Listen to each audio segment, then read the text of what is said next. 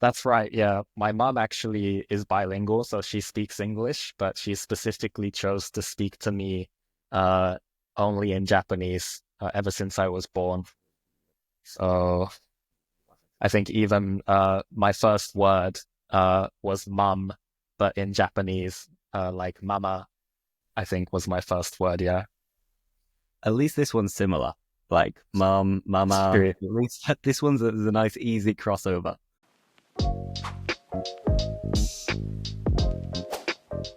Hello, hello, hello. Welcome back to the channel, everybody. I hope you are eager to watch this video or even just listen to it in the background because we have another natural conversation with a fantastic guest that I have been looking forward to meeting and getting to know for quite a long time. So that's enough from my point. But hello, Jay. How are you? Hi, Lewis. I'm doing great, and thank you for having me on your show today. My pleasure, my pleasure. So we've just been having a little chit chat, getting to know each other before we pressed record. So now I feel like I know you much better, but the people watching, they maybe don't. They've just seen some of your short videos and been mesmerized by what was going on, but they probably don't know that much about you. So, Jay, introduce yourself. Sure. Well, my name is Jay. On social media, I go by Jay Fujiwara, which is my Japanese last name. I'm half Japanese and half British. My mum is Japanese, my dad is British. I was born in the UK in a town in the south called Brighton by the beach. And I lived there until I was 6 years old, at which point I moved to Tokyo in Japan. And I went to a local Japanese school where essentially there is no English spoken. Everything was in Japanese. All of my friends were Japanese. Uh, I fit in quite quickly, and by sort of age 10, 11, I felt fully Japanese, actually. But when I was 12, my family and I moved back to the UK. Initially, I struggled quite a bit to catch up on my English. My spelling was especially bad. My speaking was okay because I would speak with my dad. But because I couldn't spell even simple words, I think my peers in school thought I was a bit slow. And after I caught up with my English by age 18, I felt quite fully bilingual. If anything, my English was probably my first language by then. Um, and then in 2019, I took a gap year before going to university. And I went to Japan to live there for 1 year. And that's when I started teaching English on social media. Actually, I started on TikTok. And I was teaching in Japanese to a Japanese audience. I grew a following of about 50,000 people there, really enjoying it. But when I moved back to the UK, the videos stopped reaching the Japanese people. So I thought maybe I'll quit. But I thought maybe I'll try explaining English without Japanese by sort of using gestures and using real life objects. And the real breakthrough, I remember, was when I used a box and an apple to explain prepositions. So I would put the box on the no, the apple on the box and say the apple is on top of the box. The apple is next to the box. The apple is in front of the box. I think some people found it a bit funny how serious I was explaining English. I think it went viral in the US, actually. But eventually it reached some English learners as well. So I took it from there, really just trying to make learning English simple and logical. And for the past 4.5 years, that's been my main thing. And yeah, Interesting. There are so many little things that we can unpack and like dive into and go into more detail with. So let's start with obviously you're bilingual. Your dad is British, your mum is Japanese, and you were born in Brighton. And then you moved to Tokyo.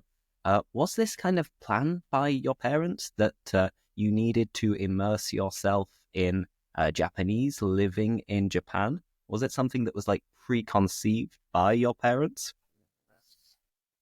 I believe it was to an extent. I think both my parents wanted me to grow up bilingual. Um, so the best way to do that, I think, would be to live a bit in the UK and a bit in Japan during my childhood, which they managed to do. It was a bit easier as I was the only child, so I didn't have any siblings. Um, I think at the time, I wasn't too happy with their decisions. I wanted to stay in one place because that's where my friends were. But looking back, I'm very grateful for the decisions they made. Like, and you said it was a small kind of local school in Japan. Like you were kind of the outsider, the different one. So do you remember like any bullying or people like teasing you? Was it a tough time as a little kid, having been moved from the United Kingdom to Japan? Definitely. In Japan, in my school, it was quite big. Actually, there was about 120 people in my grade, of which I was the only one that didn't look like everybody else. So everybody else was fully Asian, with black hair. I'm only half Japanese, so to them I looked like a outsider, like a foreigner. So in the first year of school, people would just call me an outsider instead of my name, and not necessarily in a malicious way. It was just they see me and I seem very different, so they would call me gaijin, which is the word for foreigner in Japanese. I didn't mind it too much at the time. I think looking back, it does probably uh, count as a form of bullying, but yeah, I had lots of friends, and eventually they sort of realized, oh, this guy looks a bit different, but is just as Japanese as all of us. So by the second year, that was all gone. Excellent. And was it your mum in the early days when you were back in England who was like teaching you Japanese and just speaking to you specifically and only in Japanese? That's right. Yeah, my mom actually is bilingual, so she speaks English, but she specifically chose to speak to me uh, only in Japanese ever since I was born. So I think even my first word was mum, but in Japanese, like mama, I think was my first word. Yeah. At least this one's similar. Like mum, mama. True. At least this one's a nice, easy crossover. Definitely. Yeah. Excellent. And then in this area near Tokyo, Tokyo, I think, is the biggest city in the world or the most populated city in the world. Um, what was your neighborhood like in Tokyo? Because I've never been to Japan, never been to Tokyo, but I've seen images and parts of it looks amazing. And other parts, if you see like a bird's eye view of Tokyo, it just seems absolutely enormous, this sprawling metropolis. Yeah. Tokyo is huge. I believe it still is the most populated city in the world. I think it's because of how big it is, actually, and not as much about how densely populated it is. So if I compare my neighborhood in Tokyo to, say, central London, sort of the population density um, is probably about the same. Obviously, there are some areas with more skyscrapers than others, but it's just the fact that the area is so huge. So to leave the city of Tokyo, you would have to sort of drive at least an hour in any direction to sort of really get out of the city. Um, but yeah, living there as a kid, I loved it. It's very safe, and there's also a lot of green spaces, a lot of parks to play in as a kid. So I really enjoyed it. And then you moved back to England and you were realizing like, my English is maybe not that good anymore. So you mentioned you struggled with the language. In what way? I really did, yeah. So the only English I really had between age 6 and 12 was with conversations with my dad. So my pronunciation was okay. Uh, my listening was fine, but I would never really read or write anything in English. That was sort of left behind when I left the UK. So probably that of a 6-year-old. Uh, so yeah, it was tough. They put me in ESL class, English as a second language, and there I would sort of write daily journals. I read back some of these daily journals that I wrote when I was sort of 12 and 13, and they're really bad.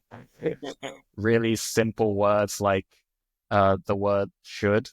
I was spelling like SHUD I mean, it as it makes sense, it makes sense. It's logical.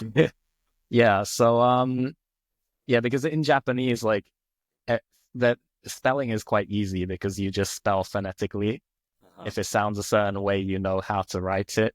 So yeah, I was really surprised to find that should is spelt like with an O and a U and even an L. And yeah, it took me maybe 2 or 3 years to really catch up on the spelling. It's still not my strong suit, but I have caught up. Yeah.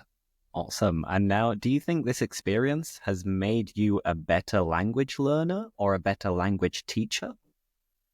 Um, I would say so. Yeah, definitely with the teaching aspect. I feel like I'm able to sort of relate with people learning English, whereas I think a lot of native English teachers didn't go through that experience firsthand. So it's yeah, I'm definitely sort of glad that I went through that. I feel like I can relate. Yeah. But you said something before we pressed record, and you mentioned that you actually don't like learning languages. So, wait, what do you mean by this? Yeah, no, that's a great question. And people are always surprised to hear this. In school, like my favorite subjects were anything math related. So I loved maths. I loved things like physics. I really disliked English or Japanese or any kind of language related things.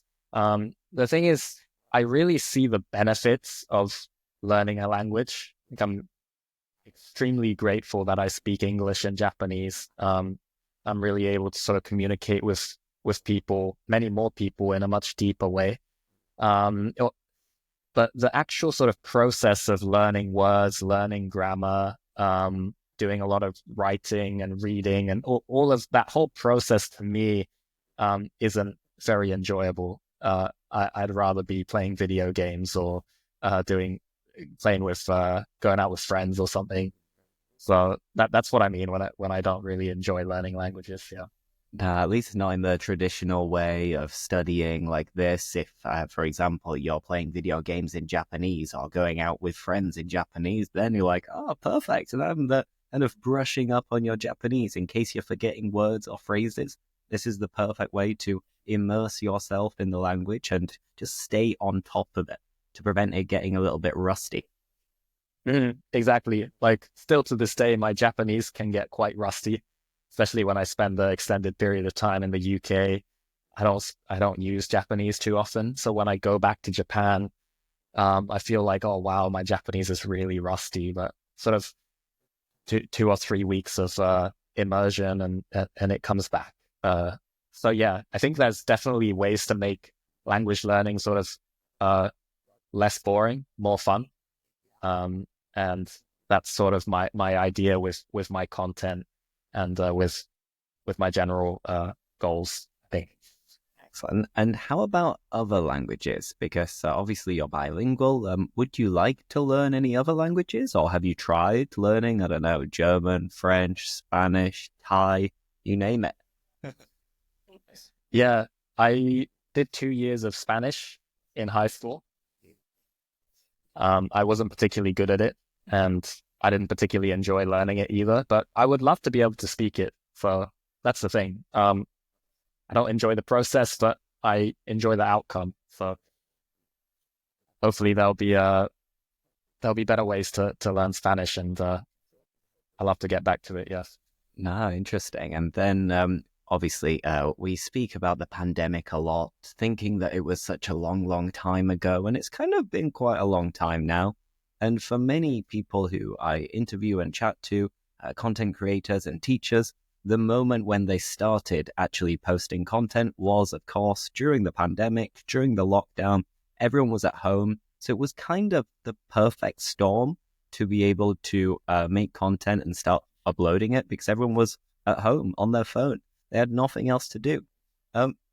You were in Japan at the time and you started making this content in Japanese and English. With this, like, it seems very different to the content that you make now. And you mentioned the apple and the box. Like, did you enjoy that content more, or do you enjoy the more visual content that you make now more? Yeah, that's a good question. I think I just really enjoy making content in general, and I really enjoy it being received positively, reaching a lot of people. So the actual subject matter of the content didn't really matter to me. I would just always make whatever I felt would do the best. So back when I was in Japan, I felt like I was able to go quite a bit deeper in explaining concepts or grammar rules and things, because I could obviously explain everything in Japanese. And I think people in Japan at the time really appreciated not only my sort of fluency in English, but ability to explain that logically and clearly in Japanese. And I would get, a lot of positive feedback from them. So I really enjoyed that. Whereas now that I've sort of switched to teaching English with objects and using English only, I think I'm only able to sort of help people on a surface level. So in that sense, yeah, maybe I did find it more fulfilling back when I was teaching in Japan, but I still enjoy it just the same. And in some moment in the future, would you consider making this kind of content again with a different username? For people in Japan, right? Yeah, I would love to. Yeah, I would love to. It's just finding the time for it at the moment. Exactly. I mean, time management is very hard, especially when you're making content and you've got other things going on. It sounds like you have a lot on your plate. You have a lot of things to be doing and working on. So yeah, tell me about a normal week in your life. What kind of routine do you have? When are you working? When are you making content? What other stuff are you doing? Yeah, so the main thing that I'm working on now is a language learning app. And I've been working on this language learning app for about 14 months now. And so that's sort of become the main priority. And then sort of making videos, I suppose, is my second priority. So a day in my life on a weekday, for example, on a Monday would look like waking up at maybe 9 a.m. and I get on the London Tube to commute to the office. And I sort of work there with my team for about 8 hours on the app, sort of fixing problems, adding new features, designing new screens, for example. And I still try to sort of film a video every week or every 2 weeks.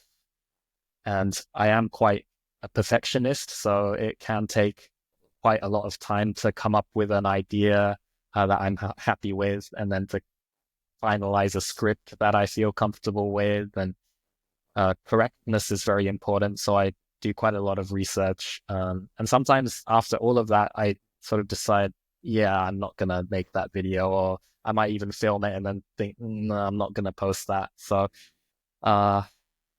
yeah, I would love to make more content, basically. But at the moment, it's sort of once every 2 weeks or 3 weeks.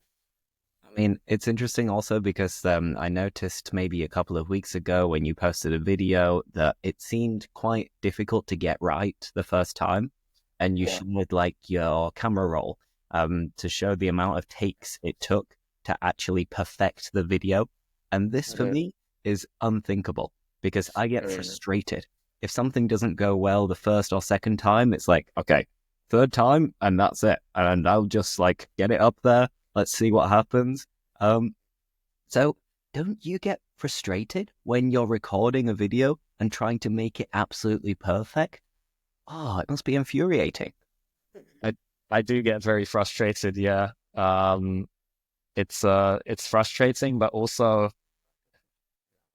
after I put in a certain amount of effort, I feel like everything is going to waste until I get that perfect take that I'm happy with. So yeah, I think the worst cases I filmed about 70 or 80 takes. I think it's partly a skill issue. I'm not very good on camera, actually. I make a lot of silly mistakes. So probably half of the takes would be avoided if I was a bit better on camera, for example. I would make a terrible actor, I think. The director and I would have to be there all day to get one scene. I can just imagine your neighbors at the moment who will be hearing you make the videos like, no, again. Oh, how is this possible? That's pretty spot on, actually. Yeah. Yeah, I try to sort of keep the noises down, but sometimes I do get a bit frustrated. My girlfriend complains about it. Sometimes she's in the bedroom whilst I'm filming, and all she hears is just like me go, "This is this this okay." So I'm explaining like the 5 tenses of yeah. It's quite wild when I film, I think. Exactly. You used a nice phrase, which was spot on. You said that was pretty spot on. That is pretty spot on. Spot on is like exactly right. That is the case. That's spot on. I do a kind of similar thing because I know that my girlfriend works remotely 2 days per week and I work remotely all the time. And so I try to make sure that I don't need to record any videos the 2 days when my girlfriend's here, because then she might have a meeting or I'll be recording and re-recording and then I'll just hear her like sighing in frustration at me, like shouting and moving around and making lots of noise. So I try to be considerate and only record when I know she's not around. It's easier said than done. Yeah, that's very considerate. Only thing is, my girlfriend actually also is a content creator. So she doesn't teach English, but she also makes videos. So we sometimes have to give each other a bit of space or leave the house when we're filming. But a lot of the videos that I make actually are filmed by my girlfriend. So she's a very good cameraman. Yeah. So let's go more into this application. So you've collaborated with different applications in the past. I've seen that it's been a long-term collaboration as well. At what moment did you think, actually, I want to make my own app, and why? Yeah, that's a good question. I think, working with many apps, I really enjoyed the process. With some of the apps, I got to sort of work behind the scenes and really see the work that goes into creating apps. Mm-hmm. And I think I've always wanted to create a startup, something that makes it big. And I just saw it as a great opportunity because of my following to create a piece of software, something that can impact millions of people. And I thought the time is now, so I need to get to it, basically. But it seems like such a busy market. There are so many competitors. It's a cutthroat competition, or it's very, very intense. Only the best will survive. Everybody knows Duolingo. Lots of people use Duolingo, but there are so many others as well. And many of them use artificial intelligence at the same time. So your app, how is it going to be different from the rest? What sets it apart? Yeah, that's a great question. So working with many apps, I sort of realized that all of the apps struggle at progress tracking, specifically tracking how many words a user knows. Mm-hmm. It's very good at tracking words you've learned. So if you've learned 50 words, it will say, okay, you've learned 50 words today. Tomorrow you learn another 50. It will say, okay, you've learned 100 words. But the reality of learning words or learning anything in that matter is that you forget them. right? And none of the apps are really able to track people forgetting things. So what I'm trying to build with my app is a solution to that problem, where we're able to even predict when the user may have forgotten things, to give a much more accurate number, essentially telling people exactly how many words they know in English and exactly which ones they know and which ones they don't, allowing them to sort of prioritize the important words that perhaps they don't know. And with all of this, I know, thinking about my experience working with other applications, you'll have different activities which will be like to repeat the phrase, others where you'll have to fill in the gaps, others which are just like flashcards. Then maybe you'll have some dialogues in certain applications. In yours, if I want to study English or refresh my English, what kind of actually exercises would I be studying? Yeah, the main exercise is learning through flashcards. And the app is specifically geared around learning words and learning the top 3,000 most commonly used words, which collectively make up about 85%, they say, of everyday English. Depends on who's speaking, obviously. But yeah, it'll be with flashcards, which each have an image and an example sentence, and they can listen to how it's pronounced. And with each card, they will be swiping right or left based on whether they're confident with the word or whether they want to see it again. And that input will be fed into the algorithm, which calculates whether they know the word or don't know the word, essentially. Interesting. Well, if anyone wants to check it out, I'll leave a little link in the description so you can have a go with Jay's application. And I'm sure everything will be running perfectly, because I imagine that when you're making an app or any kind of startup, you're always going to come across some hurdles and you'll have to overcome some challenges. So related to this, during the last 14 months, what would you say have been the most challenging tasks and things that you've had to do in order to get the app to where it is now? Yeah, that's a good question, because there were many challenges. Every day there are challenges. If I had to pinpoint the biggest ones, I would say picking the images for all of the 3,000 words. So, of course, one option was to take images just off the internet, but that's not allowed, because people own the rights to those images. So I had an idea of using AI to generate images which would fit the words. So that's what I ended up doing. But it was a very big challenge to generate images for especially things like verbs and adverbs, where there's not necessarily an object that you can pick.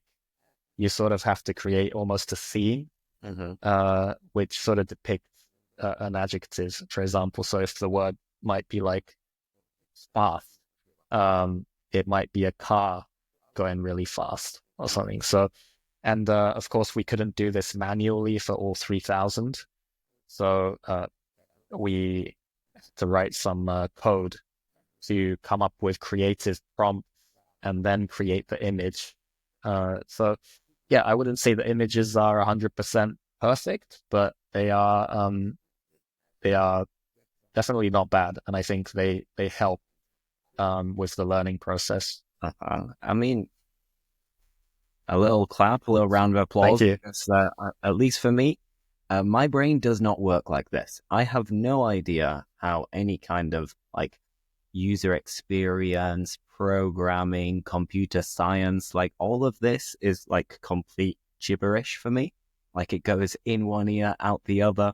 If I'm looking at a screen and I just see like ones and zeros, like I give up. I just close my laptop and that's it. So, aside from being bilingual and having experience teaching English to Japanese people in particular, like, is there anything about your background that maybe gives you an advantage when it comes to creating an application with like software and stuff like that?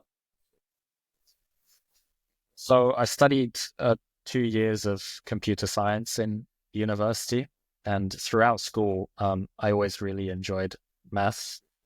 So I do quite enjoy sort of solving maths problems or coming up with solutions with algorithms, for example. But I'm with you on the coding. Even with 2 years of experience, it's very complicated and very sort of tricky to get started. And even with 2 years, I think there's ultimately many hundreds of thousands of people that are so much better than me at developing and creating apps. So I'm very thankful that I have a team sort of working on the actual code. But I do enjoy working with them to come up with more of the sort of mathematical solutions to the vocabulary problem that we have. Yeah. It sounds interesting. Like, I went to university and I did languages at university just because I didn't know what I wanted to do in life. And to be completely honest, I've mentioned this before, but if I could go back in time, I probably wouldn't go to university at all, because in the United Kingdom, you have to get student loans. So then basically, unless you have a well-paid job as soon as you graduate or in the first 5 years, you're going to be riddled with debt. So many people who go to uni, they have a lot of debt, which you don't have to pay it off urgently. But as you start earning more money, you have to pay back more of these student loans. And because I was doing languages, I could have just moved to Spain or moved to South America or anywhere else on planet Earth. So personally, if I could go back in time, I wouldn't go to university. Jay, in your case, if you could go back in time, would you still study computer science? Yeah, that's a good question. I'm with you. I probably wouldn't have gone to university. But at the time, I think it seemed like the right decision. I don't know. How did it feel for you? I mean, for me, I was I didn't think about anything related to business. I didn't really think about my future at all. Back then, I was just thinking, all my mates are going to uni. I want to be independent and leave mum and dad's house. So if I go to Liverpool or anywhere else in the United Kingdom and I stay with other students, then it's just partying all the time, going out, meeting people.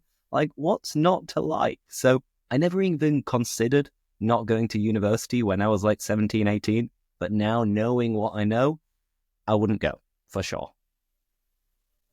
Yeah. To be honest, I was quite interested in sort of the social aspect of university. I was quite excited to, make friends, be independent, go out partying and things. But the year I joined university was 2020, in September, sort of during COVID. So there wasn't any of that sort of socializing going on anyway. So it was just all Zoom lectures remotely from home. And yeah, it's a shame really, but I never got to sort of have that social aspect of university. What a shame. Yeah. No, it's okay. It's all right. It happens, It is what it is. Now, moving on from that, going back to the British-Japanese mix, nowadays, do you feel more British, more Japanese, or a bit of both? I think I probably feel more British now. I think when I spend an extended period of time in Japan, I feel like I almost realize, I'm also Japanese. But yeah, I guess I'm 24 now, and I've only lived in Japan for 6 years, so that's only 25% of my life. Yes, if my math is correct. So yeah, I suppose in that sense, I'm more British now. Yeah. And are there any things, I don't know, like food or places or culture that you miss about Japan? From Japan, definitely the weather. I mean, it's a boring thing to sort of mention, but the weather in the UK, in the United Kingdom, is generally not amazing, especially in the winter. So gets dark at sort of 4:30. It's always cloudy during the day too. And yeah, Japan, it's also cold in the winter, but generally really sunny. So you can get some nice sun during the day, which I miss. Um, and yeah, the other thing I would say is safety. Maybe it's because I live in London at the moment, but especially at night, you sort of need to be quite careful about where you go. Whereas in Japan, pretty much anywhere in the country at any time, you don't really need to worry about getting your things stolen or getting attacked, which is a big thing I think that I miss. And with food, like everybody thinks of sushi when it comes to Japan. It's not all sushi, right? That's true. Yeah, I think people are surprised to hear that in Japan, people don't generally make sushi at home. But I suppose it's similar to fish and chips in the UK, where it's something that people go out to sort of eat once in a while. So I would almost think like the average sushi lover in the United Kingdom eats more sushi per month than in Japan because you can get it as part of like a meal deal nowadays, right? Yeah. So It's probably not the best sushi there. yeah, it's definitely not the best. Yeah, but other Japanese foods that I like, I I really like this thing called sukiyaki, What is it? which is like it's sort of a hot pot, and you have a very thinly sliced beef, usually very high grade beef, and you actually dip it in a raw egg. Um, and yeah, the sort of it's a bit similar to teriyaki sauce if you've tried. So it's sort of sweet and salty, and it sort of goes very well with raw eggs. Don't know. Have you tried raw eggs, Lewis? I'm trying to think. Not that I know of. I mean, when I cook eggs myself, I love like poached eggs or fried eggs, and always make sure that the yolk is runny, but that it doesn't count as raw. And I've seen pictures of other people who are trying to like get buff and go to the gym that maybe they'll like down some raw eggs. But this for me, well, it make me want to like get. To get is like when you really need to be sick, but you're not quite being sick. So no, I don't think I have tried raw eggs.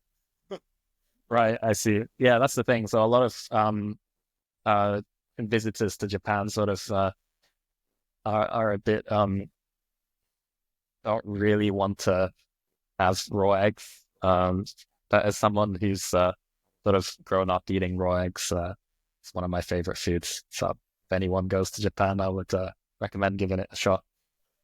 But raw eggs, like for example, you crack an egg Yeah. open and just like whisk it. Like, would you like drink that? I don't think it would taste that good to sort of drink it on its own.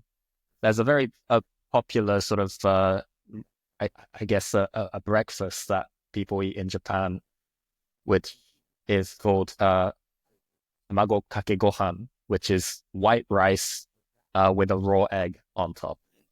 And then they pour some soy sauce and they sort of mix it up. And I think it's becoming quite popular amongst Westerners as well. There's also three-letter like abbreviation TKG, tamago kake gohan.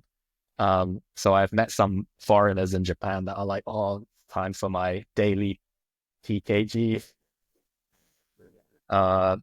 Yeah, I'll give it a try if you ever I mean, I have the like chance. trying all Yeah. kinds of food, so I'm sure it's tasty. And if it's kind of cooked by the residual heat around like rice, for example, then Yeah. it's not quite as like unbearable as just like cracking an egg and me like, Yeah.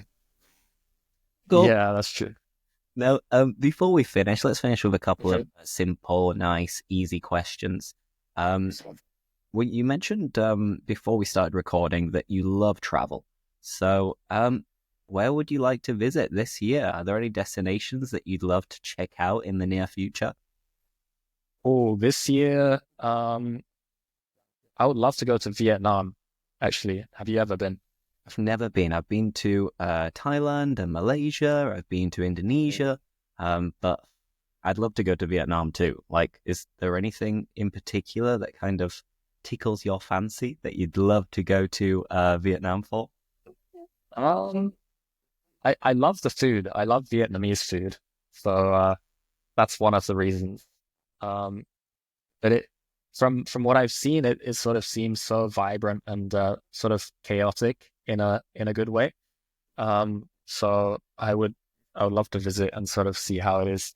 I hear that it's the traffic can be quite dangerous crossing roads and things. But apart from that, I think it's relatively safe and quite affordable as well to go there. So Thinking about the food, you've got the big bowl of soup, the pho, and then you've got the sandwich, banh mi, I think. You see, every time I ask people questions about anything, it always goes back to food. Excellent. yeah. Another question. What series are you watching at the moment? Do you have any recommendations for our viewers? Series. To be honest, I don't really watch too much TV. I'm one of those people that's just addicted to social media, especially short form content. Uh, a series that I watched that I really enjoyed was called Severance. I think it's on Apple TV or something. And I believe the season 2 of Severance came out a few days ago. So What's it about? I'll be watching that. Oh, really? It's like a science fiction story where the concept is that at this like big pharmaceutical company in one division, which is very secretive, they all of the employees that work in that division, when they go up the elevator, all of their memories from the outside world is sort of temporarily erased and replaced with all of the memory that you have from being in the office. So these characters, they're sort of living two different lives in the office and outside the office, and they sort of try to figure out what goes on in the office, and in the office they try to figure out what goes on outside the office. And as a viewer, you sort of get to see a bit of both. So I really enjoyed it. Yes. A nice recommendation. I like it. I just have access to Apple TV since a week ago. So I'll check it out. It used to always be Netflix and Prime, but now we've upgraded and I've got someone's username and password for Apple. So I'm just missing HBO now. Actually, Disney as well. And then I'd have all 5 of the big ones. Oh, wow. Collecting them. Yeah. Exactly. Well, you have to watch it then. I will do. No excuses, yeah. And everybody watching this, if you have any recommendations for us in terms of series, documentaries, films, then do not hesitate to write them in the comments. And yeah, maybe I'll check them out because, yeah, I have access to most things now. So just make sure it's not HBO and Disney because that would make me do illegal things. And I don't want to do that. No. Awesome. On that note, thank you everybody for watching. And Jay, thank you for joining me. It's been an absolute pleasure to get to know you more about the application, about your upbringing between Japan and the United Kingdom. So it's been a pleasure and I hope you enjoyed it and everybody enjoyed watching it. Thanks, Lewis. Really enjoyed it. Awesome. So yeah, see you next time, everybody. And yeah, it was a pleasure. Bye-bye.